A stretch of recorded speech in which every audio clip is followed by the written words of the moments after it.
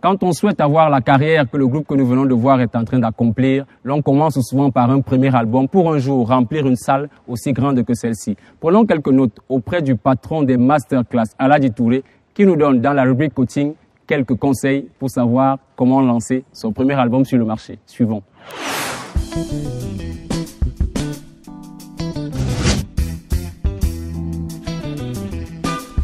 Pour réaliser son premier album, il faut déjà avoir envie, il faut savoir déjà pourquoi on le fait, cet album. Parce que moi, je connais des artistes qui font des albums juste pour se retrouver à la télé, avec les filles qui dansent autour d'eux, vraiment sans ambition aucune, quoi. Je conseille à un jeune vraiment qui a vraiment envie de faire la musique, déjà dans un premier temps, d'écrire des chansons qui tiennent la route, pas des chansons dans lesquelles on cite des noms à ne plus finir. Après, il faut trouver un producteur qui va contacter un arrangeur qui va travailler sur l'album. Le tout, c'est pas de proposer des œuvres ou de trouver un producteur et tout, mais derrière ça, il faut assurer au niveau du chant. Parce qu'on a ce problème ici au Cameroun, on a très peu de chanteurs. Comment on travaille le chant? Il faut arriver à lire les notes sur une portée et à travailler ces notes-là sur un instrument tel que le piano. Parce que je pense que pour chanter juste, il faut travailler cette justesse au piano. Il faut aussi apprendre un instrument. Ça permet d'écrire de belles chansons, parce que là, au niveau des harmonies, on est comblé, quoi. Et après, maintenant, c'est le studio, l'arrangeur invite donc les musiciens, les différents musiciens qui vont intervenir. Et voilà, après ça roule. La réalisation est là, jusqu'au mixage.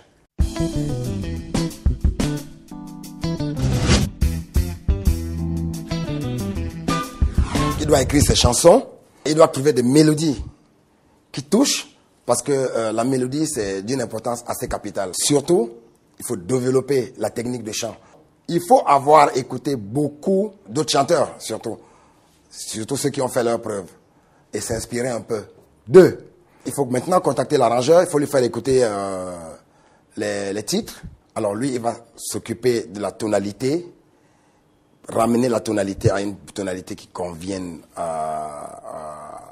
au style du chanteur, au grain de sa voix en fait. Et puis, il faut surtout, au niveau de la justesse, que ce soit vraiment parfait.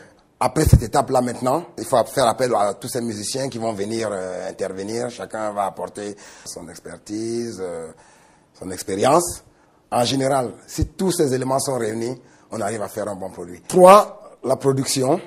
Donc, il faut contacter un producteur qui va donner son accord et il va signer un contrat. Donc, il va faire une proposition de contrat à l'artiste qui va le signer s'ils sont d'accord sur les différentes clauses.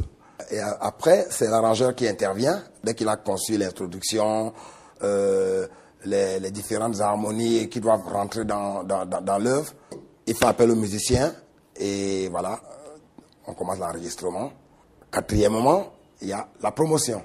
Une fois que l'album est prêt, il faut maintenant commencer la promotion. Avant ou après la sortie, tout dépend des producteurs, quoi. Il y en a qui préfèrent commencer la promo avant, donc lancer les clips et tout ça avant de sortir l'album, et d'autres préfèrent sortir ça après.